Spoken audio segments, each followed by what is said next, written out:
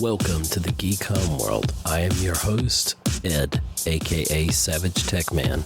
We talk sci-fi, TV, movies, superheroes, and all from a geek perspective. You can find us on Blogger, Google+, Twitter, Facebook, YouTube. We're everywhere. Join the Geek Homeworld.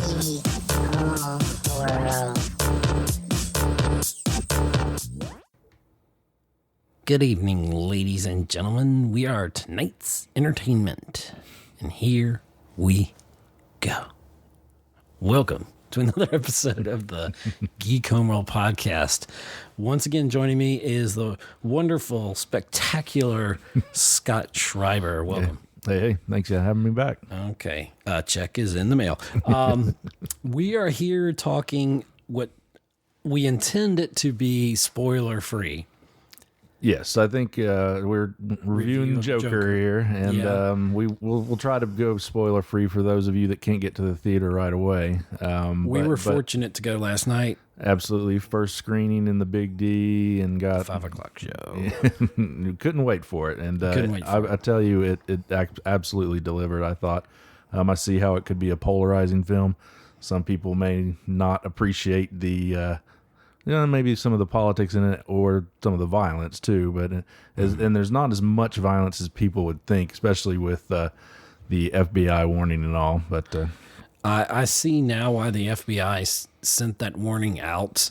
Yeah, and that's probably a smart thing. Hopefully, nobody's going to be dumb enough to. Right. I think. Anything. I see the film could incite violence because it is about anarchy and the flaws in society. So I just hope people go, and be smart and are sane and watch this movie. And instead of just, reacting to it, just the movie's supposed to raise questions. It's not supposed to incite. So, let's hope that doesn't happen this weekend. And, I was really impressed with the film as a whole. I think Todd Phillips did a great job. He is mostly known for comedies. He did the Hangover movies and Due Date and Road Trip. So this seems those like are all Oscar-worthy films, right? Well, of course, but so it's a little bit of a departure for him. But he did an amazing job. I thought he borrowed a lot from '70s cinema and obviously a little bit with the Killing Joke, right? Which I'm staring at right now. I went and grabbed it off my shelf over there, and my overall impressions, I was blown away. I was not let down by this film. In fact, the hype lives up to it. And I do see, as you said, possibilities if there was someone with mental illness that was not taking care of that or being taken care of through the health system, through their doctors, through the appropriate channels. I could see how someone could slip into madness. And this is, as you've said before, a character study. Yes, absolutely. Yeah. It's definitely a departure from most comic book movies. It's definitely more grounded in reality, right? But while still in Gotham.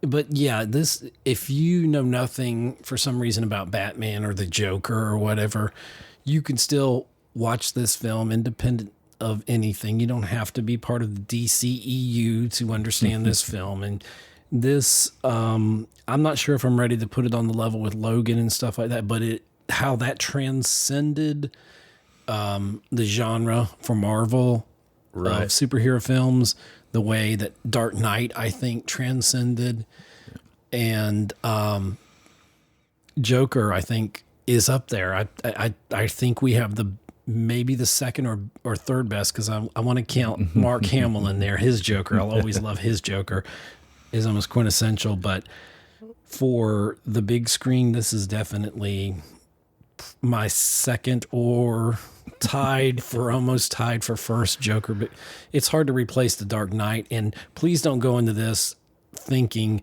that you have to see Batman. If Batman is in it or not, does not matter in this. And don't go crazy when I say that. Punch a higher floor, as Prince would say. But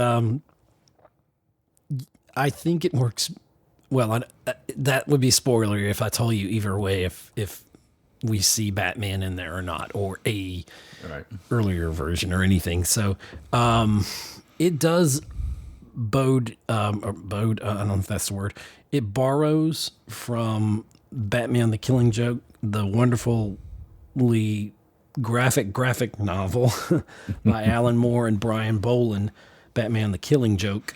Right, because this film serves more as an origin story. We never really seen Joker's origin story. We never had a true one. Not a really full background. I mean, yeah, you've seen him fall into a vat of chemicals or whatever, but that's not as believable. This is more realistic. This is him going through society and having it beat him down to the point where he's fueled by this.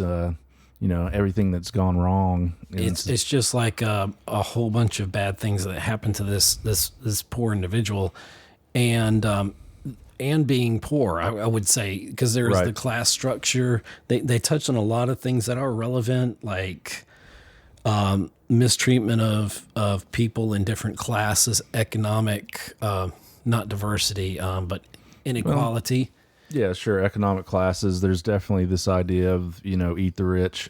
In it, and they also deal with the treatment of mental illness. There's a scene at the beginning where he's sitting with his social worker, and she says, "They don't care about you. They don't care about me." So she's not just condemning the system for not caring about the patients. Right. She's saying that the institution doesn't even care about the people trying to help either. So, there's definitely this condemnation of what's going on in society. They also touch on gun control. Yes. He easily comes into the possession of a gun, even though he's known to be, kind of crazy. Right.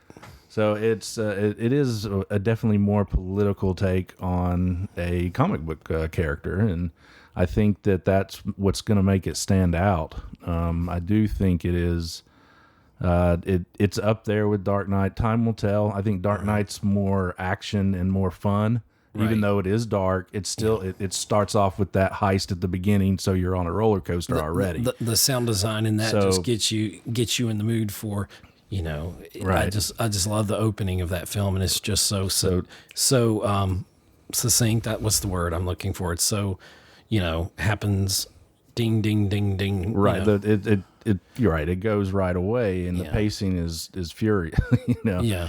But this is much more of a slow burn. Joker is. It is. Yes, Joker is much more of a slow burn. It really is. It's reminiscent, and as I said, when it borrows from 70s cinema, it's very reminiscent. Right. Of Taxi Driver.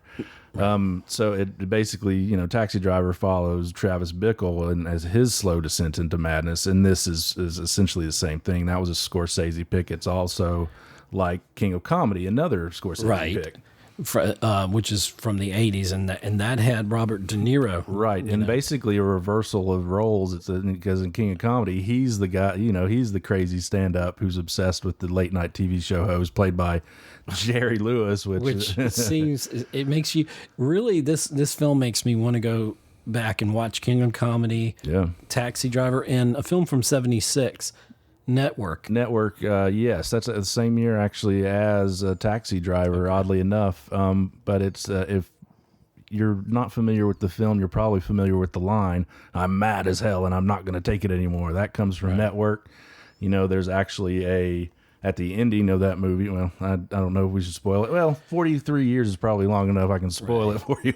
But the ending to that ends with, is basically terrorists come in and shoot up the news studio on live air, So that's obviously a similar plot point here. We're obviously no spoilers, but we're getting close to that line. Right, exactly. We want to respect that for y'all. But yeah, he borrows heavily from those 70s films, but it works here. I could see how the older generation might be like, "Oh, this is just copying," but no, it's like this younger generation. They've probably never seen Taxi Driver. They've probably never seen Network. The difference between like The Force Awakens basically being like a soft reboot or retelling of A New Hope. Yeah, you know, for this generation. But the fact is that generation knew everything about Star Wars and loved Star Wars. This is a little different. I think this is this generation's Taxi Driver, and it's kind of, you know, it's an important film. It will be an important film. It uses the comic book trope to actually air out society's issues. I mean, it's and that's kind of DC, isn't it? DC's always kind of been 1 foot in reality. They're more gritty, and Marvel is more family friendly, especially now that they're part of Disney. They definitely are PG-13, and a few exceptions maybe. But this film, Joaquin Phoenix, his physicality. Yeah, let's talk about his performance. Absolutely. His performance is Oscar worthy. Absolutely. I agree. There's maybe not a better performance. I really like DiCaprio in Once Upon a Time in Hollywood, but right now I like Brad Pitt in that just a little bit more. But I would say he was supporting. Yeah. So I'm talking, you know, that's true. If we're talking lead actor. Okay.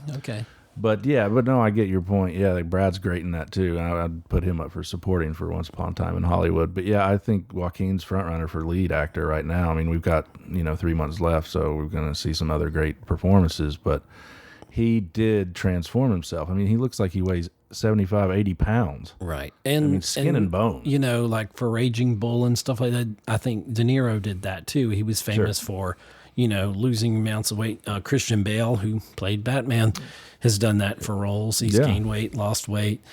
I think Jim Carrey might have on some films, but anyway. And when the actors and actresses put themselves through that transformative process, that usually gets attention, and deservedly so. It's not just what he put his body through. His actual acting was incredible too. Like, you have to see, like, has to portray this man with a condition, because he's got a mental illness, right? That is at the heart of this. He's got a mental illness, and he's got to portray that.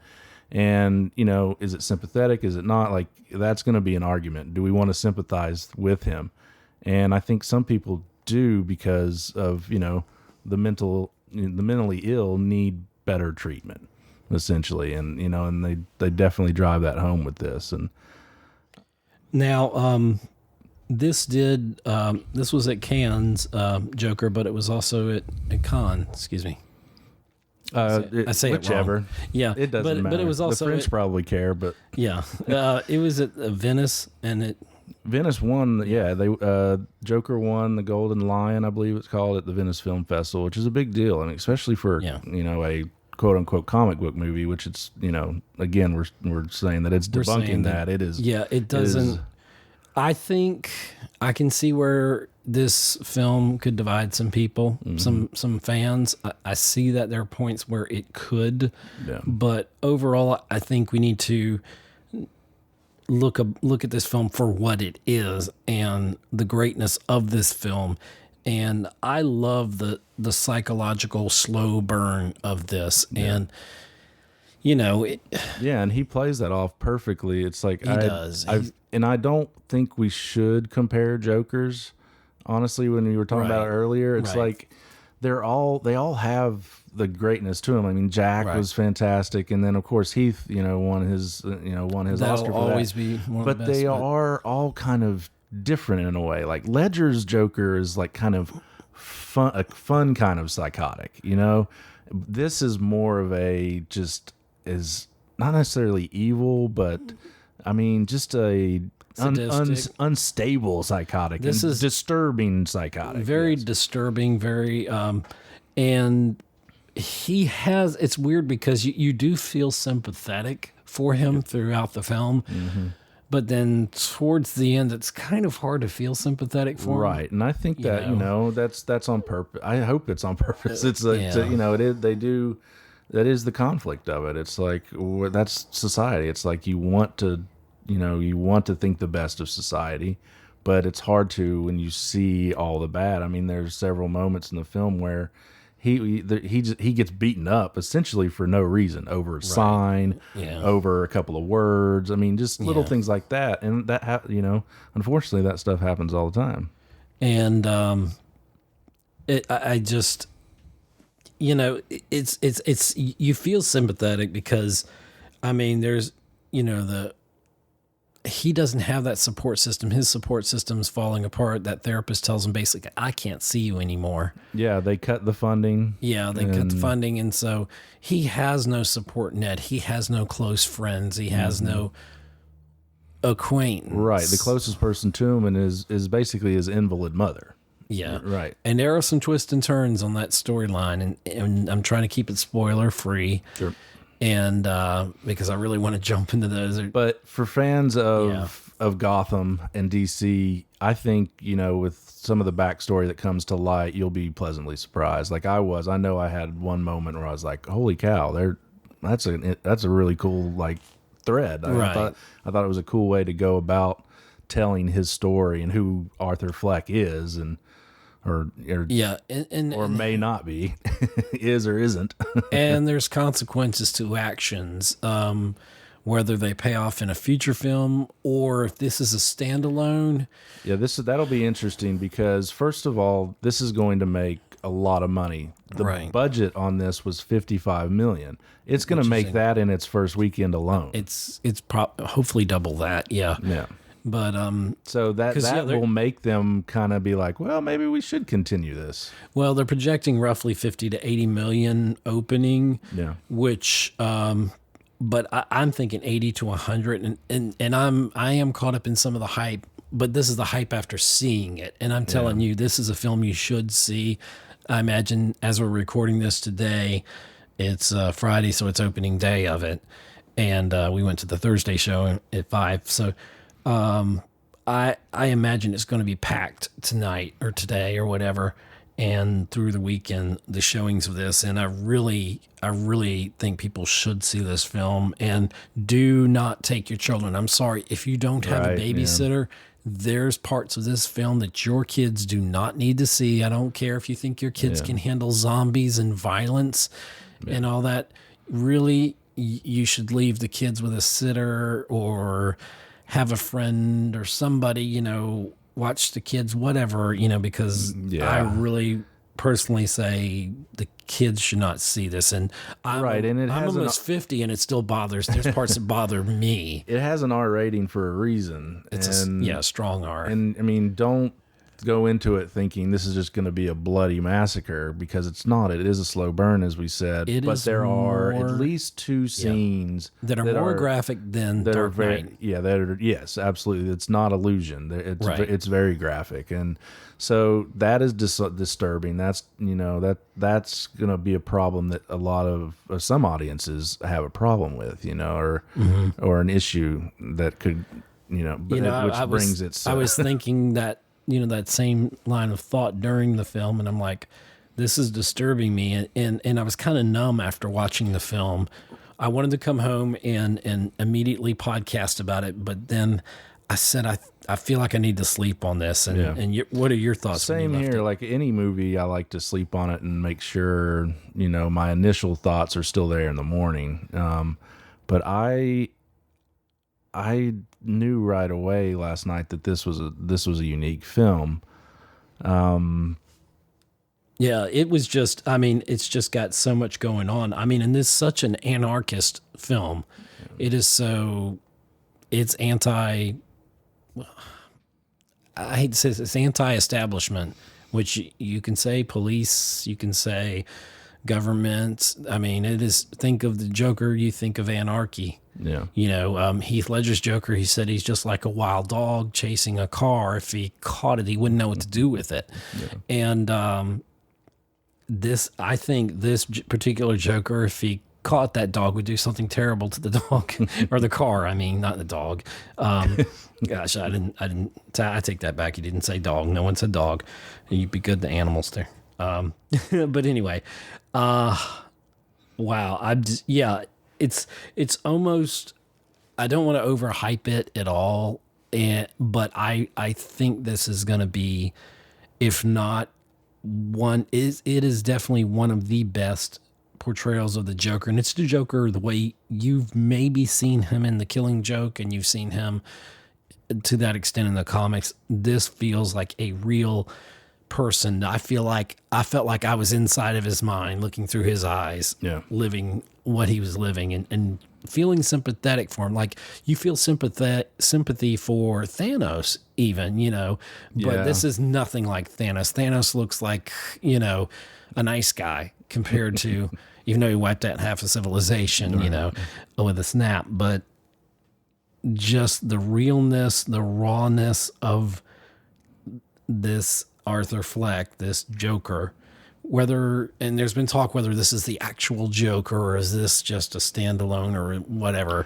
Right. And I think the intention from director Todd Phillips and Joaquin Phoenix is not to revisit this again. They want it to be its own thing and they want it to stand alone. But again, the money may talk. Well, and now the next DC film also is Birds of Prey. What if that takes off as well? And it very may well. I mean, Suicide Squad was a critical flop, but it made a ton of money. And that Birds was the worst Joker ever, Jared Leto. Nothing against him, but I cared zero for his portrayal of the Joker. Well, that was a mess on its own, and that could be a whole other show. You probably did back then, but yeah. There's just the realness, the rawness of this Joker, and it almost leaves me speechless how well this is done. And you can tell that Joaquin, he's a great actor anyway. I mean, Gladiator, one of my favorite films. Yeah, Signs. I mean, there's other things. I mean, he's been doing it for a while. Obviously, his brother River was, broke onto the scene first before he died. But Parenthood. Remember in Parenthood. Oh my gosh!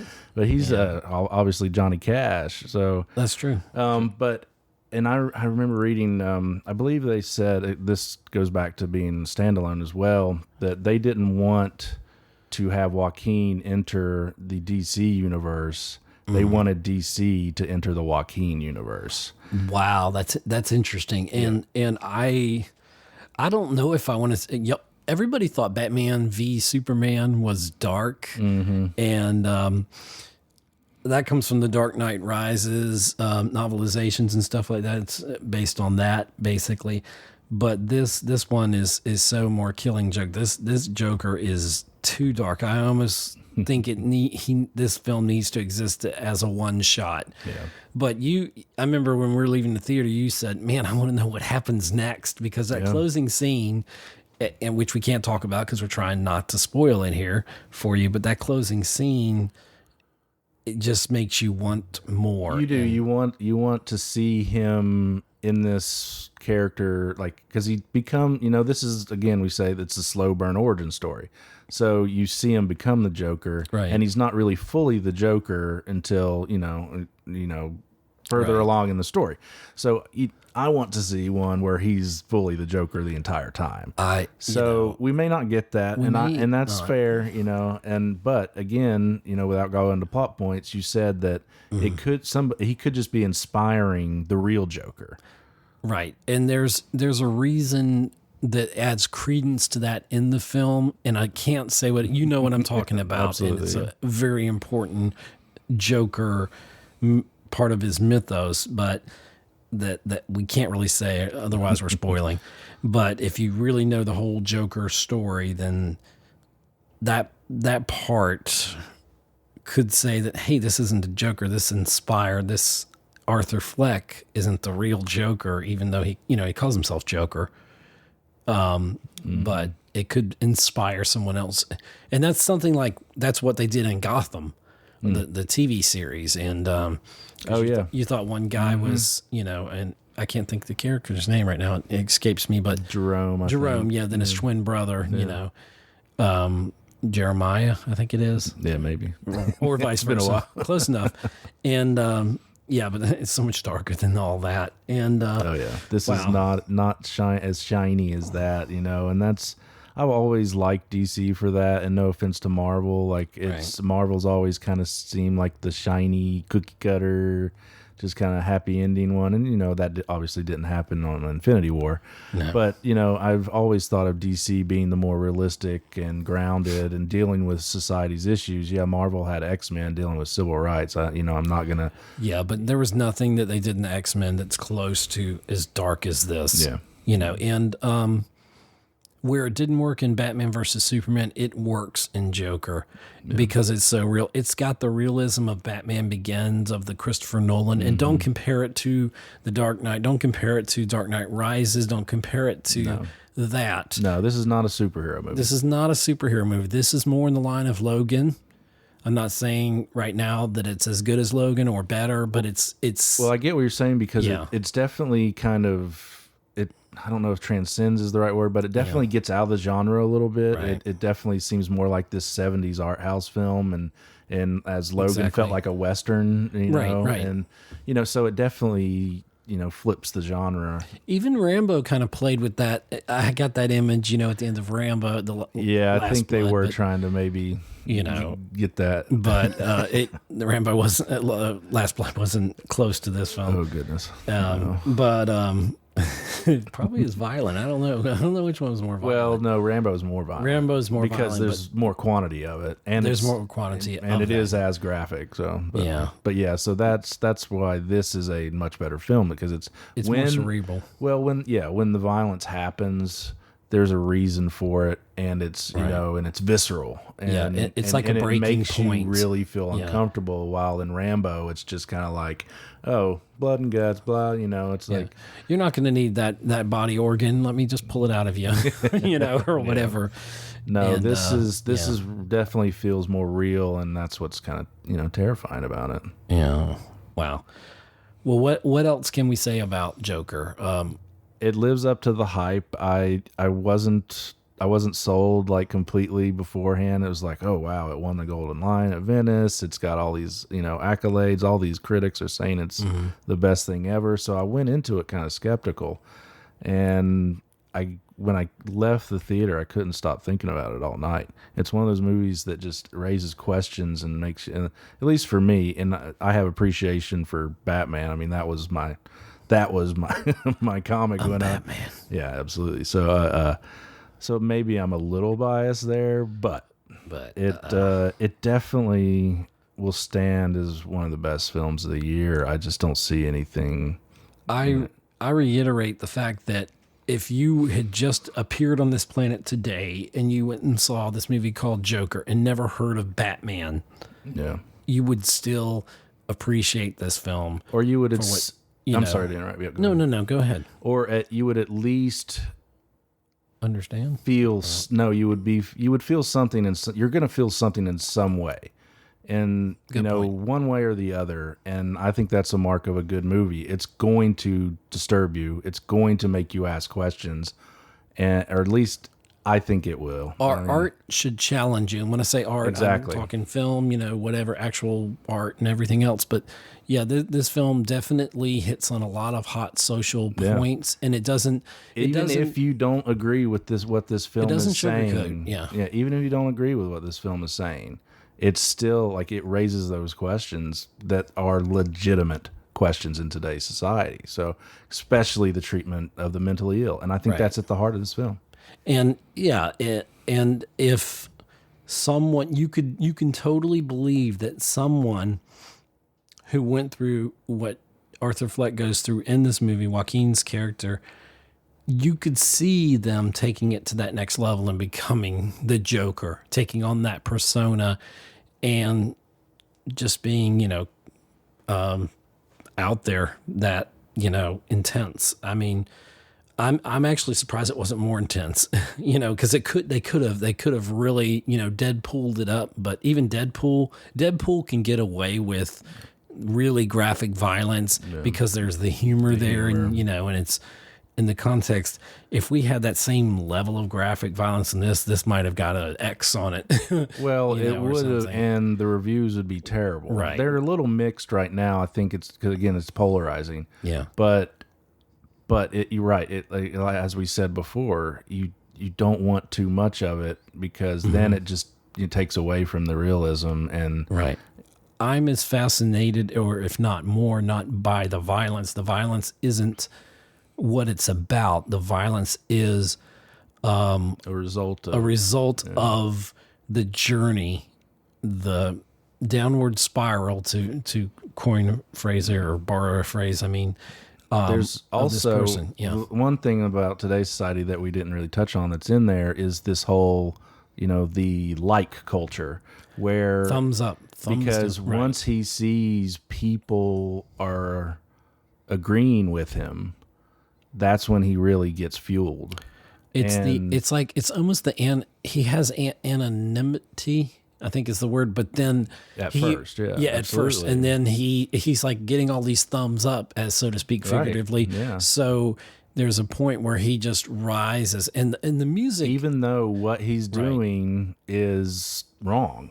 Right. I think, and that's why he doesn't do it more. I think he actually kind of knows that it's wrong, but then all these other people are supporting it. Yeah. So in a normal society, what we classify as quote unquote normal society, this behavior would not be applauded. Certainly not in any kind of psychiatric circles, of thought or good behavior. Or shouldn't be. It shouldn't be. I think I think it shouldn't be, but it is. That's the point of the film. Right. It's like it is. These actions are being supported by people out there. I mean, I'm looking at just some notes that I made, and I mean, let's say you cut government funding for medical care, especially for mental illness.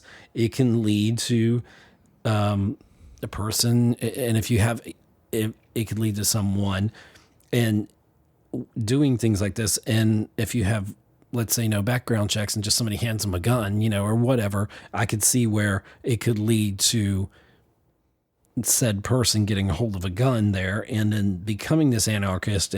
But the Joker, even at his heart, is never really one to, even though he uses guns, he's more of a knife person and stuff like that. He's not, but because he's usually he's a high level thinker. I mean, he's not a dumb person, or a person of lesser intelligence. He's intelligent. Even this Joker is intelligent.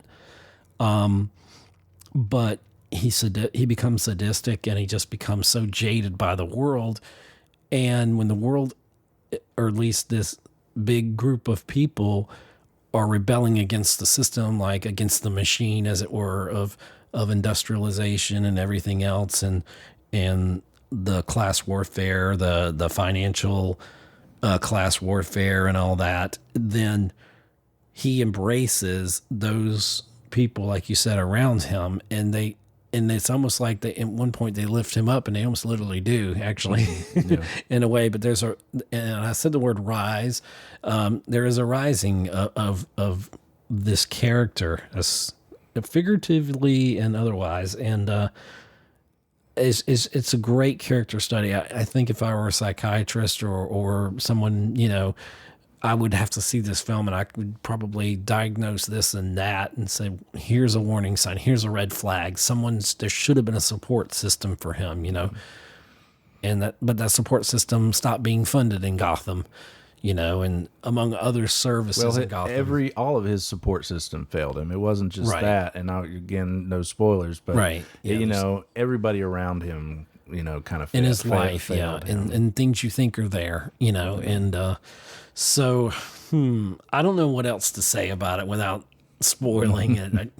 I will say there are a couple of songs you'll never hear the same way again, the way like in the soundtrack, like Send in the Clouds. So there's more than a few, I guess. Yeah, there's one that we won't mention it because it's just wait for when he comes down the stairs, and you will not expect this song as he comes down the stairs in full Joker regalia. And you'll never, that's a song you hear all the time at sporting events, even. Absolutely. Oh man, spoiler! No, that's not really a spoiler unless you know Jock Jams. Oh, yeah. Whoop. No, it's oh gosh, I had that CD somewhere. Anyway, but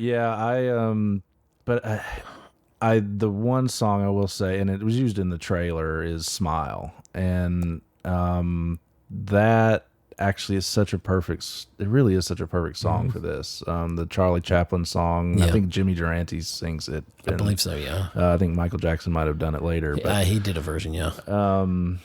But yeah, that song is really perfect for it. I mean, it's like "Smile Though Your Heart Is Aching," you know, and it's really what he's going through. And so you know, I really like that reference. And you made a good point. It made me think of that is also the face of social media. Everybody, you know, nobody has an Instagram that's got them suffering through depression that day, you know, generally speaking. We all post popping my peas, pop. No, we all post our best self. Right. And that's, you know, and that's kind of harmful, isn't it? It can be. It's also very, there's a narcissism to it. Sure. I think of 1 Hour Photo with Robin Williams, which I still think is one of his best films, where he's Cy, the photo guy, and he says nobody takes a picture of a bad moment, something to that effect. And that's kind of in the line what we're saying here is, you know, in our culture, you know, we see people that are rich and famous and we want to idolize them, or we see the families with, you know, that they look like they have everything. You know, just because you have money doesn't mean you're a bad person. You know, just because you don't have money, you're not a bad person either. You know, and we put these masks on ourselves, so to speak, and we say, look at us, we're happy and such, and you don't know that family could be in turmoil. But, you know, everybody puts on that happy face, and people that deal with mental illness, that deal with anxiety, that deal with the depression, they have to, or they feel to function in a quote unquote normal society, that they have to put on that mask and they have to, you know, put on that happy face, smile though your heart is aching. Yeah. And this film, I know it will touch people on that level. Yeah. And so that's what makes it. It should, and that powerful. Will be the lasting impression for this film for me. And it could go down as one of the best of the decade, and or maybe even ever. We'll see. Time will tell. Time will tell. And speaking of time, I think we're kind of out of time. So out of time, out of place, whatever. So the final thing is, I would suggest go see Joker. Do yourself a favor to go see it, but be prepared for. It's not a typical superhero film. It is not really like anything you've seen in theaters recently. Yeah. It's something on a deeper level, and I think if you really appreciate this movie for what it is and not what you think it ought to be connected to and this and that, just appreciate it for what it is, and then you will really see what we're talking about here.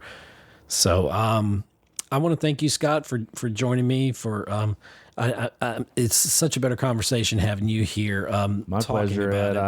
I really love this movie, so I enjoyed talking about it. And I'm glad that, you know, we don't always agree on films, you know. No. We generally do, but yeah, there's some films, and we've been working on some projects. We're going to be doing podcasting and otherwise, and I'm not going to tell you about it yet, but you know, we see some films differently, and so this is great. It's great to have that second set of eyes, that different opinion, and you bring a great perspective to things. So I appreciate that. I appreciate it, yeah. So thank you, everybody, for listening to this. Hopefully it was spoiler-free edition this episode. We tried.